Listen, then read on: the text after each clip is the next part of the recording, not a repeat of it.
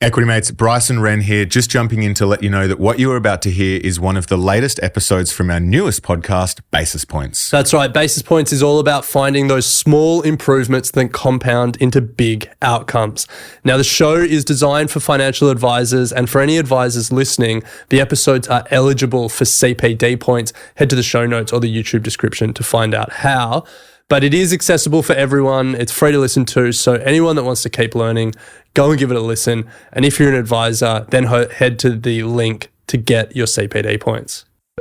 Everything you're about to hear is for education and entertainment purposes only. Whilst we are licensed, we're not aware of your personal financial circumstances. Any advice is general advice. Equity Mates operates under Australian Financial Services Licence 540697.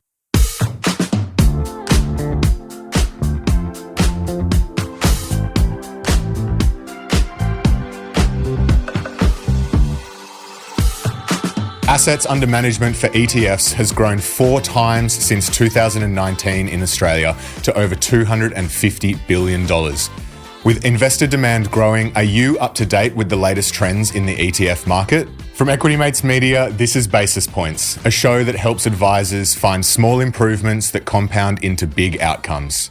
I'm Bryce with my co-host Ren, and today we're speaking to 2 experts from Cboe, an exchange that processes 40% of all Australian ETFs. Ren, good to be with you. Good to be with you, Bryce. Very excited for this episode. It is a fascinating story, Cboe. I think a lot of people in Australia, a lot of advisors even in Australia, may not be familiar with just how much they interact with this exchange. But that's what we're uncovering today. That's it. And to unpack it all, we are bringing in the President of Cboe Australia, Emma Quinn, and Oran D'Arcy, Head of Listings, APAC. That's right, Bryce. Our first back-to-back interview here on Basis Points, breaking new ground.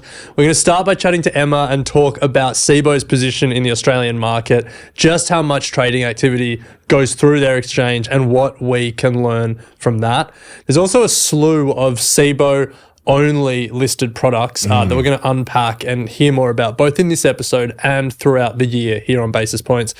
Then we're going to be joined by Oran to really dig deep on ETF trends, because Cboe as a global company is seeing trends happening around the world that haven't yet emerged in Australia.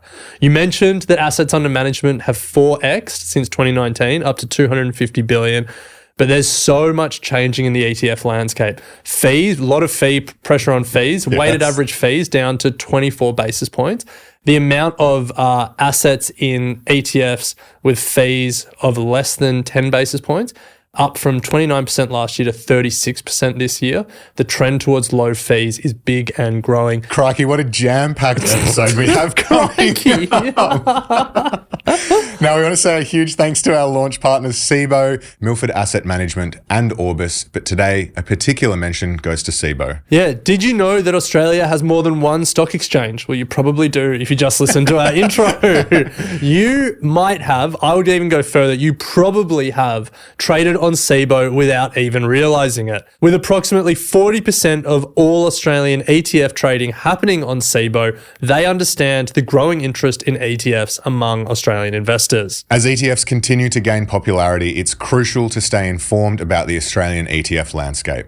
Cboe provides a monthly in-depth analysis of the entire Australian ETF market, including a breakdown of total assets, investor demand, and new products. You can check out the report and subscribe at the link in our description or show notes, or you can go to cboe.com/funds report. It's the ongoing support from our partners that ensure we can keep Basis Points free. Now, Ren, let's get into it. Let's do it.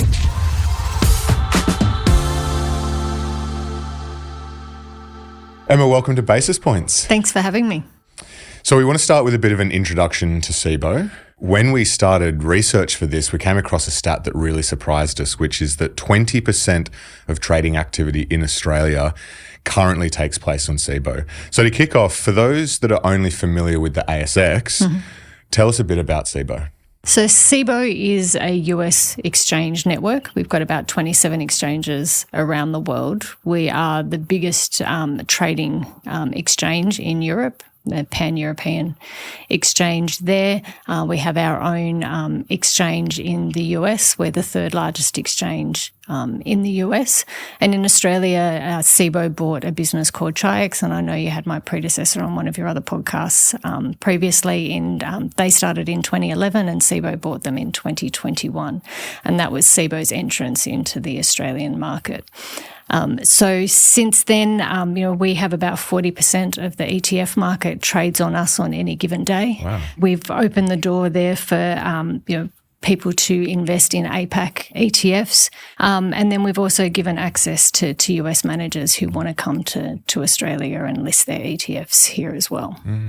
So can you just explain how that actually works? Because I think people would be pretty surprised by those numbers. 20% of all trading volume in Australia, 40% of ETF trading volume.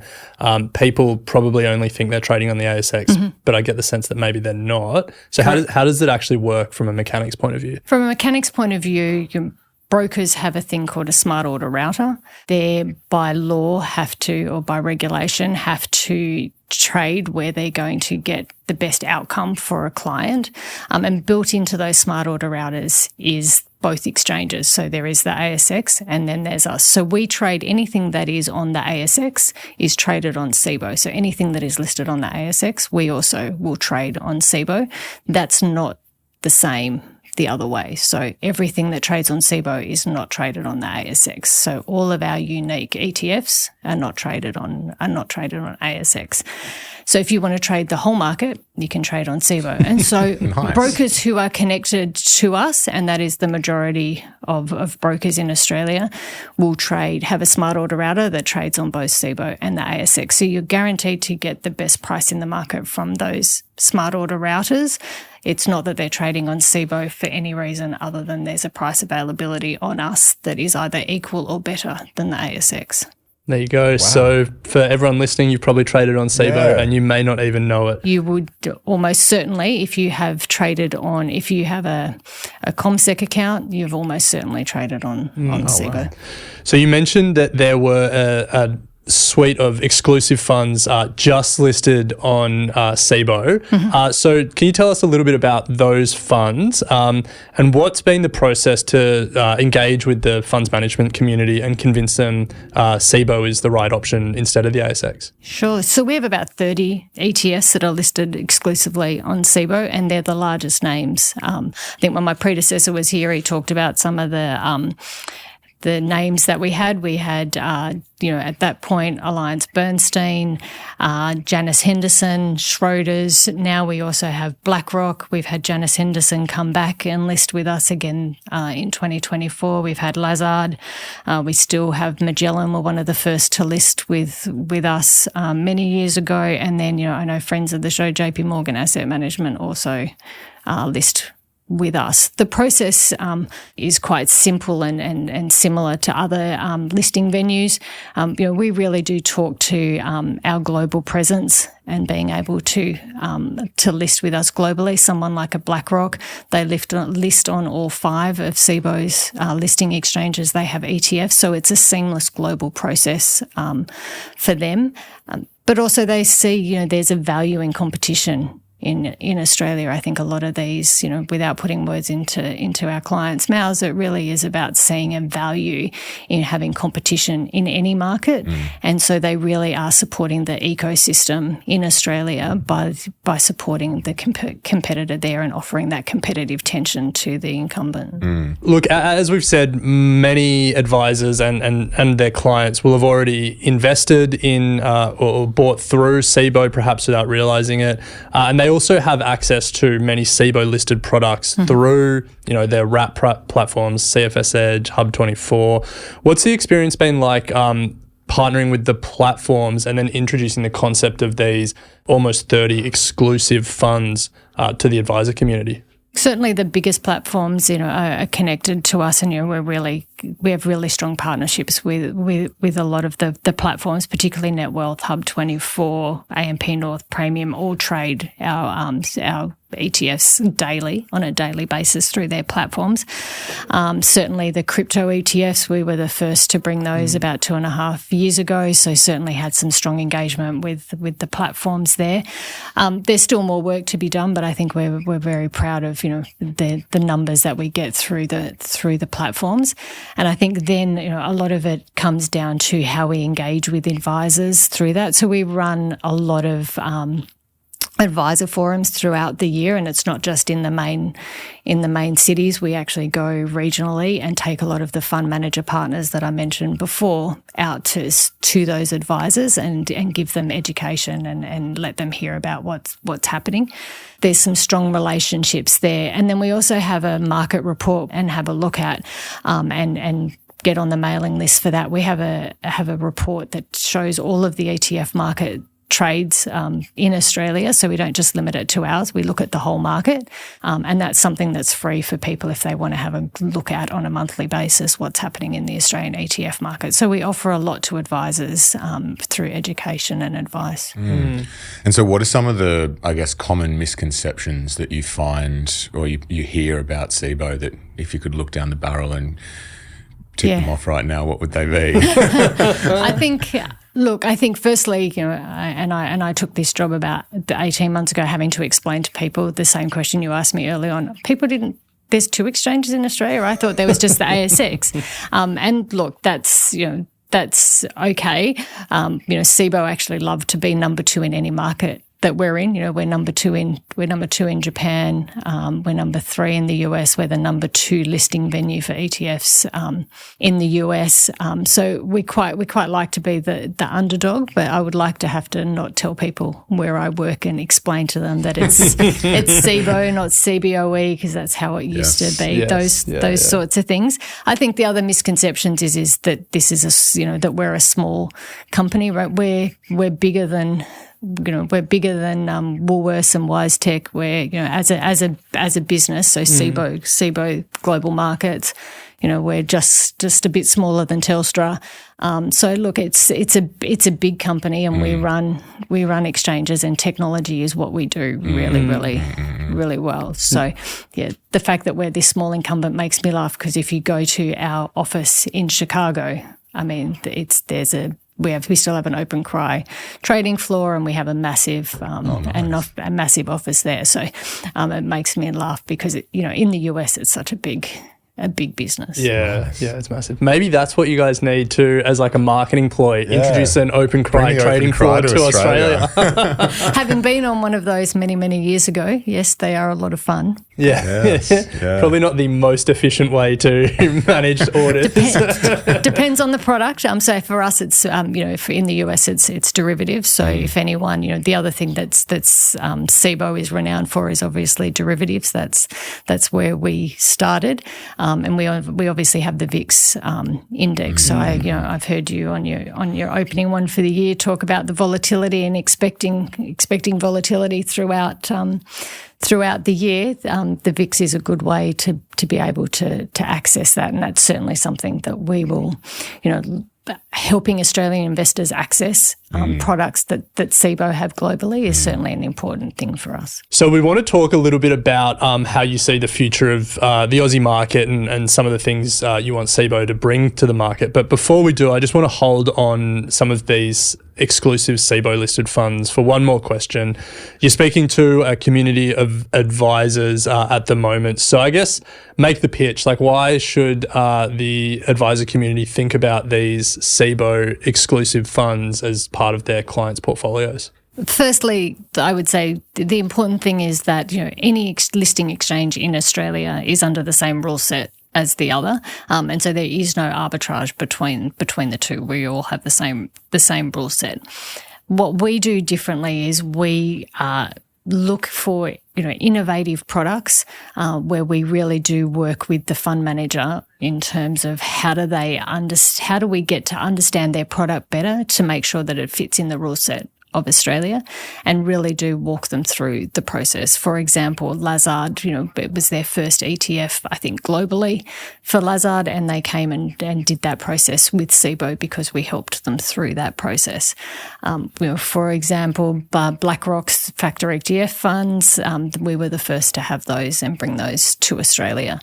So there's some really important innovations that we bring, and so we really do spend a lot of time with our issuers working through the process of getting ETFs to market in a quick and efficient manner, but also making sure that they're relevant for the Australian market. Yeah, and I think an example of that is probably the crypto ETFs. You guys were first to market with crypto ETFs.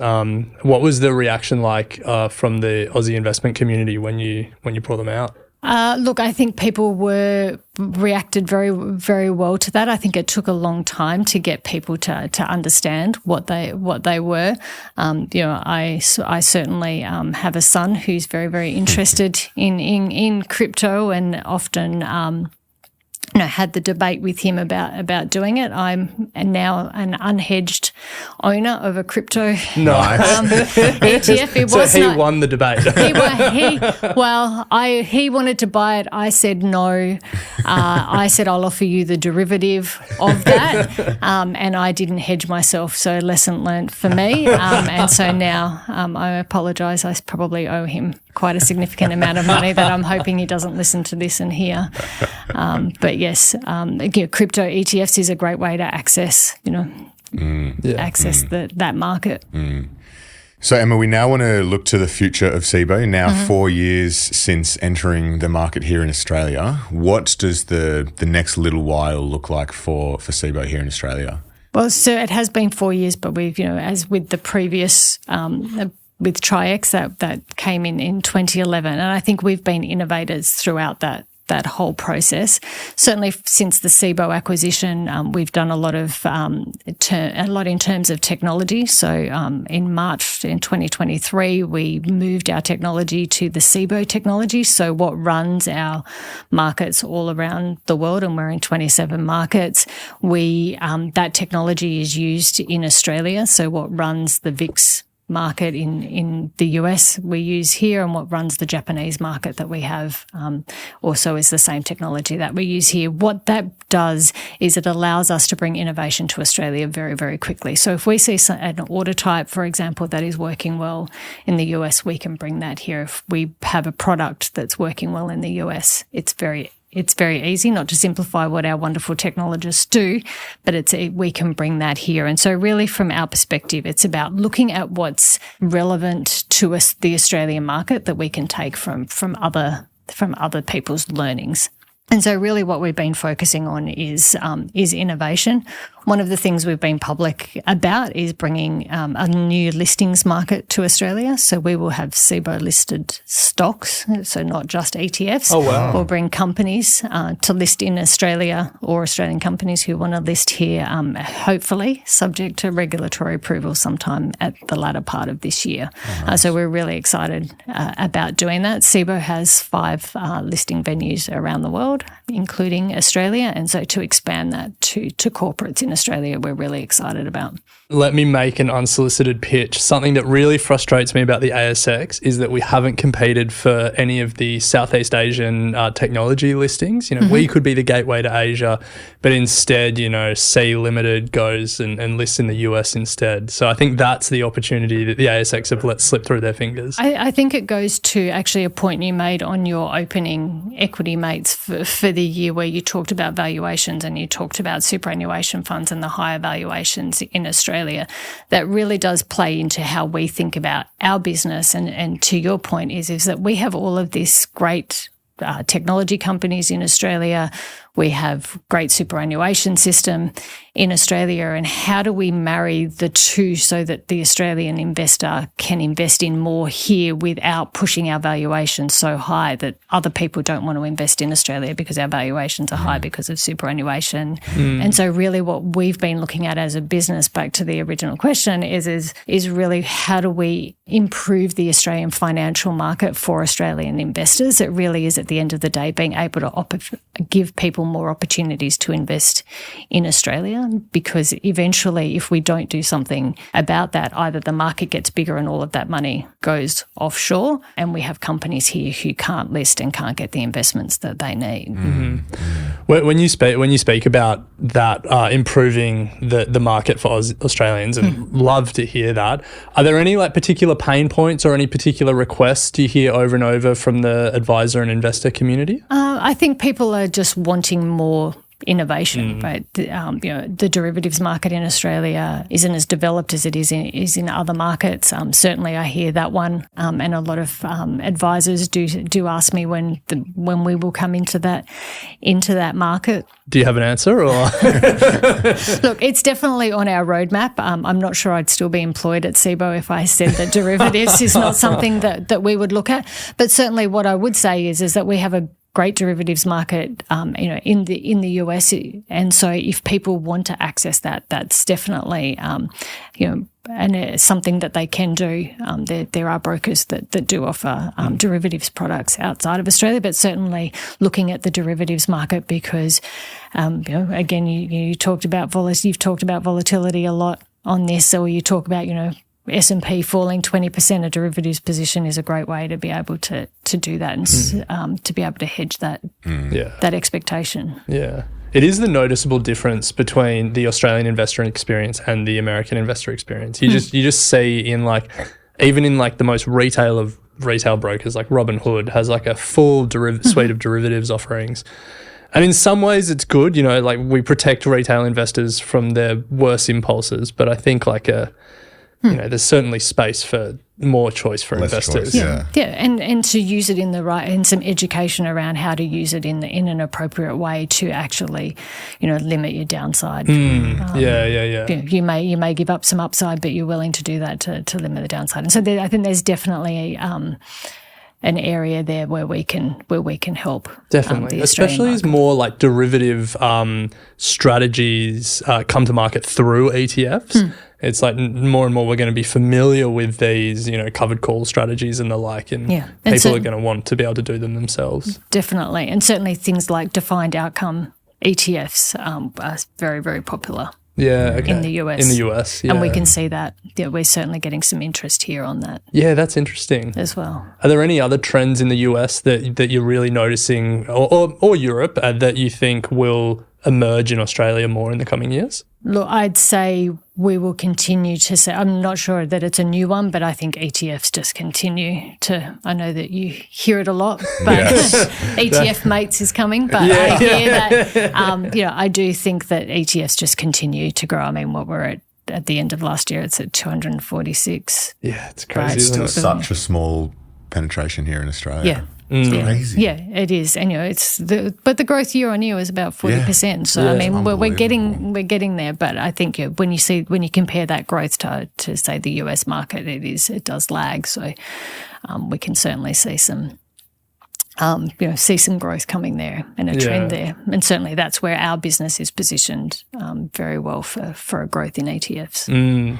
Good time to be an exchange operator, isn't it? It is. Yeah, and look, I'd also say that we're seeing far more active ETFs than just index ETFs. Definitely a trend we've noticed with who we work with through Equity Mates, and also just the demand from the community in getting access to managers that have long been inaccessible. Yeah. So it's such a great, easy way to be able to access a fund. If people want to learn more about what's going on a monthly basis in the ETF market, you can definitely go onto our website. We have a monthly report in there. It doesn't just include Cboe. We also include ASX listed ETFs. It shows you the investment performance of those ETFs, as well as inflows, outflows. So it's a great way. You can also you can look at it on the website, but you can also subscribe to our mailing list for that. And we'll put a link in the show notes for anyone interested Now, Emma, you might not be able to say too much about this, but you've mentioned throughout this conversation Cboe's technological prowess globally, and it does make us think that one thing our main market operator hasn't demonstrated in the past few years is technological prowess when it comes to settlement and clearing. The chess system upgrade did not go well. Is that an area that you guys are looking at more or bringing it forward in your roadmap because of the ASX's struggles there? Everyone who trades in Australia is touched by the chess system.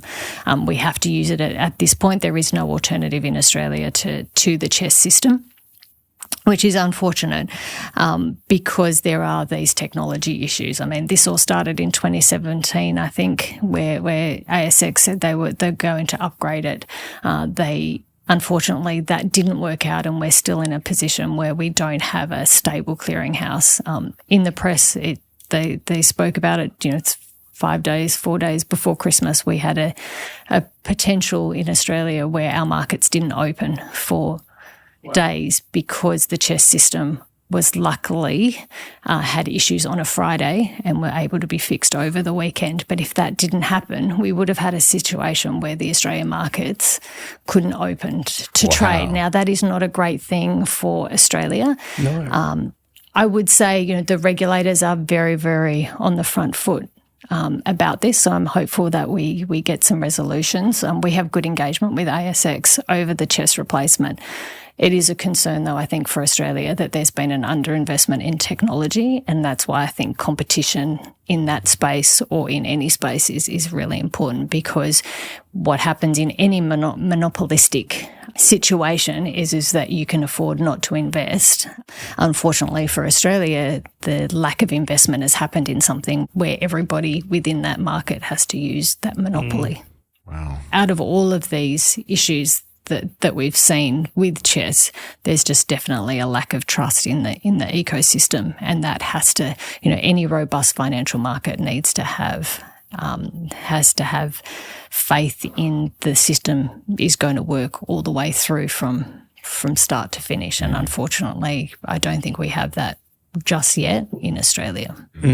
Well, Emma, that brings us to the end of today's discussion. Thank you so much for coming on, and thank you to Cboe for being launch partner for Basis Points. We're really pumped to have you on board. Really excited to be here, and really thank you for partnering with us and allowing us to bring through a lot of the new ETF issuers that we have and some of our other partners that are already listed on Cboe. Yeah, it's going to be a very exciting year. So wherever you're listening or watching, make sure you're subscribed, because we're going to be speaking to some really exciting fund managers that Aussie investors can invest in through Cboe. So Emma, we're really exclusively through Cboe. Exclusively through Cboe. So Emma, thank you for joining us today, and we're really excited to see where Cboe goes and what you build for Aussie investors. Thank you. Thank you.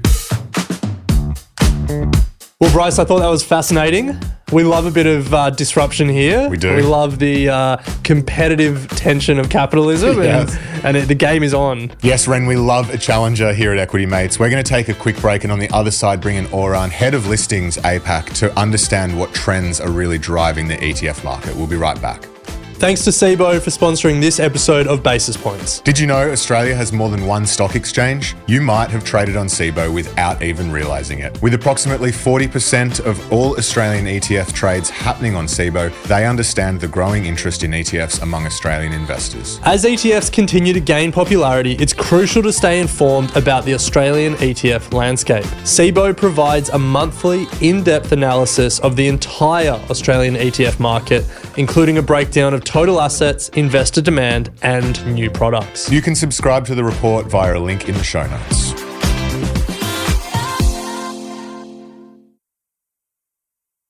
Well, welcome back to Basis Points. We've just spoken to the president of Cboe Australia, Emma Quinn, about Cboe's role in the Australian financial landscape. But with 20% of overall trading activity and 40% of ETF trading activity going through Cboe, we wanted to know what Aussie investors were buying and what trends were emerging over the past few years. And to do that, we have Head of Listings APAC at Cboe, Oran D'Arcy. How are you, Oran? I'm very well. Thank you for having me. Pleasure to be here. So we want to start with understanding some of the trends that are coming through the ETF landscape, particularly here in Australia, where ETFs have absolutely exploded, almost 250 billion Aussie dollars under management, 4 timesing since 2019. So where is the money going?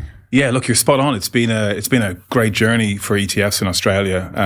Since their inception about 20 years ago, they've grown slowly, and then all of a sudden, all at once, as is the normal way. We go back to 2019. There was about $55 billion in AUM in ETFs. Fast forward to now, we're looking at about $258 billion in AUM. So real, huge growth that we're seeing. It's been a pretty exciting journey. 40% year-on-year growth. Dramatic increase in adoption, choice for investors, and lots of competition in there. If we look at the last 12 months, for example, it's been extremely exciting. We've seen, $30 billion flow into Australian ETFs. So lots going on there. Where is it going? Well, if we think about global markets and what's happened in the last 12 months as the example, we've seen the Australian index return about 11%. A lot of that was from the banks. So I know you've mentioned and talked in depth about CBA, for example. It's been buoyed as well by consumer sectors like JB Hi-Fi, and that's kind of offsetting some of the mining companies and the decline in iron ore prices and things like that. Over in the US, the S&P 500 finished up about 23%. Again, you've talked at length about the Mag 7. We've talked about things like the AI-related rally with Nvidia. And Japan had big kind of milestones, ticked through their previous high, which was 1989. Fixed income markets have been, wild as well. Lots going on there. And then alternative assets like gold and Bitcoin have reached all-time highs that year. Now, where's the money going in Australian ETFs? Well, they've followed the market essentially. So we're thinking about how the flow went. We're looking at kind of global equities took about just under half of the flows for the year. So it's quite interesting. You see, a lot of that is US based. So Australian ETFs have kind of fairly broad coverage when we think about global equities, US specific. You can buy the S&P 500. You can buy that for 4 basis points, right? You can buy a more narrower thematic ETF. Think about a focus on the Mag 7. We've also got some pretty interesting active managers going in there. So just under half of the money has gone to global equities. Not surprising because Australian investors really use ETFs as a diversification tool, a way to access sectors, regions that are otherwise hard to access directly. About a quarter of the flows went into domestic equities, for the most part, broad indexes. So you can buy the top 200 shares in Australia for, again, 4 basis points. So very accessible, very cost efficient. It also looks to take out some of those challenges. Fixed income took just over 20% of the flows this year. We can talk about that in more detail, but that's unsurprising considering the recent APRA announcement on the banning of bank hybrids. So some interesting things going on there. And then also, again, related to global markets, we've seen the remainder of the flow, which is about 7-8%, went into assets like infrastructure and, interestingly, commodities and cryptocurrencies. And of course, early mid last year, we saw US first Bitcoin ETFs come to market. We saw a huge surge in that market there, and we saw some flows coming through on the Australian investor side of things, which kind of go along with that. One thing that's underpinning that, outside of those global factors that I mentioned, is cost efficiency and fees going down, fee compression that we see in the market. Well, I think that's probably a trend that we've certainly noticed in the time of doing Equity Mates. And as we're doing some research, we saw some data actually from Cboe Australia, weighted average fees down to 24 basis points. But another data point that I thought was really interesting was the amount of money in ETFs with that charge under 10 basis points is ticked up. It's now, I think, is slightly over a third of all money in ETFs, which is good to see. Competition bringing fees down and investors realizing that the one thing they can control is the fees they get charged. So talk to us about the trends that you're seeing in the fee space. And, are we going to get a free ETF at any point? Well, they've been done before offshore. I'm not sure how successful they were, but look, no, you're spot on. And by the way, well done on the figures, because you're spot on. 34% of the flows are now in sub 10 basis point products. So yeah, you're absolutely spot on. Look, I think many of your listeners and many of us have read The Barefoot Investor, right? We know that fees eat profits over time. So investors are very aware of that. Product issuers are very aware of that too. So yeah, like you said, we've seen flows into products under 10 basis points really pick up. Generally speaking, this might even be a more surprising figure. over 90% of the flows into Australian ETFs are going to ETFs that have a 50 basis point MER or management expense ratio or less. So they're really taking the lion's share. It's indicating a few things. So there's still a strong flow of funds into what you'd call index funds or passive funds. They typically tend to be of a lower cost. I mentioned, you can buy the index here for 4 basis points. You can buy the S&P 500 for the same. The active managers that are coming to market now are very price conscious as well. They understand they need to come in at a very competitive price point. Some of the things that are really enabling that are ETF structures. So we're seeing now the use of the ETF feeder fund structure. That is where you have an Australian domiciled ETF, registered in Australia, trades in Australian markets in Australian currency, but essentially buys a larger at-scale product that's domiciled in, for example, the US or UK or Europe. These master funds or the at-scale funds are typically, 2-3 billion or more. So they're really got economies of scale. They've got huge research teams that sit behind them. They've got, a real, as much as you could ask for in terms of how to drive a strategy and how to get the most out of it. And by using that feeder fund structure, these managers are able to provide Australian investors with access to that absolute premium grade, investment grade solution offshore, but at a really competitive price point, leveraging those economies of scale that they have. So things like that are driving it forward. The market is a beneficiary of its own, success and growth and continued scale. So if we think about there's 400 ETFs in Australia now, plus or minus, that's going to continue to grow. We're having lots of new managers come to market. And really what's happening is the whole ecosystem is becoming very adept at managing these funds at market in terms of growing them, providing liquidity. So we think about market makers, right? So there's, 7 or 8, key market makers operating in the market. But, it's not like it was 5 years ago or 10 years ago where they're kind of trying to find their way a little bit and trying to figure it out. They all know exactly what to do now. Everything is very efficient. The market quality is excellent. It's driving costs down. It's driving innovation up. And it's really driving up the quality as well. So we're getting, as we all want, more for less as an Australian investor. So this is just fantastic news for Australian investors, as it is. There's no two ways about it. So Australia seems to always lag trends that are emerging overseas, and that's can certainly be the case when it comes to investment products and ETFs. So what are you seeing overseas that hasn't quite made it to the shores of Australia yet? One of the key things we see in the US at the moment that is certainly going to come here, we feel, is options-driven ETFs. Now, they're ETFs that have embedded options. They act very much like a structured product. So what they try and do is achieve a desired outcome by using the ETF wrapper and embedding options within that. So to give you an example of what that might look like, there are a very successful kind of cohort of products called buffered strategies. So a buffered strategy, for example, is a defined outcome ETF. So for example, if you in the US want to buy the S&P 500, right, you want to get exposure to that, but you're a little bit risk averse. You can buy this product that will give you a 10% downside protection, or a 20% downside protection, or a 30% downside protection, which is you get to choose. And in return, you give a little bit of your opportunity to earn. You cap the top end of it a little bit. And this size of the market's been, very exciting in the US. They really got some steam going about 5 years ago. It's now at $170 billion in AUM, so it's already as big as the Australian market. It's so funny, that one strategy in the US. Yeah, it's crazy.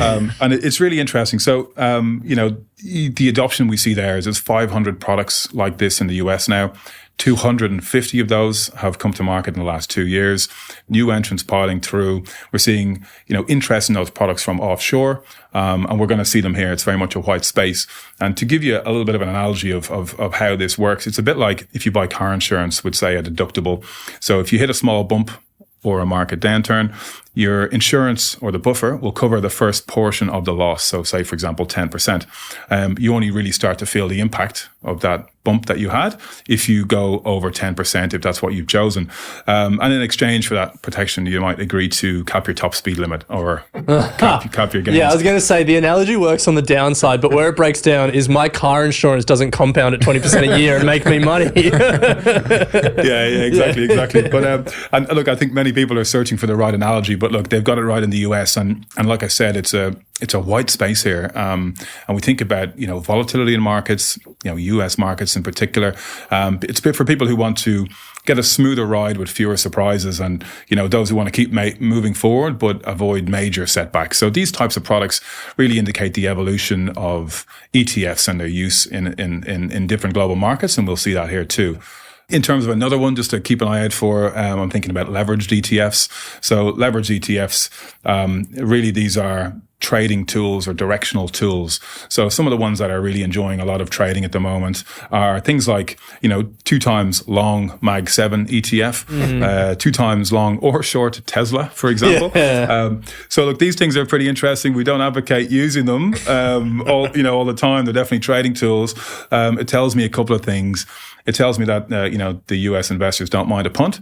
But it also tells me that, the evolution of ETFs as a vehicle is on the way there. So it's a trading tool. It doesn't need to be kept as a diversification or set and forget. It can be used for trading and things like that. And I did think of a use for you, Bryce. Yes. I know you've got a conundrum at the moment as you try and turn $500 into $5,000. Yes. So maybe I've given you a little bit of homework to do. Give us a tip. I don't know. Well, I can't give you a tip, but maybe have a look at 2 times long or short Tesla or Netflix.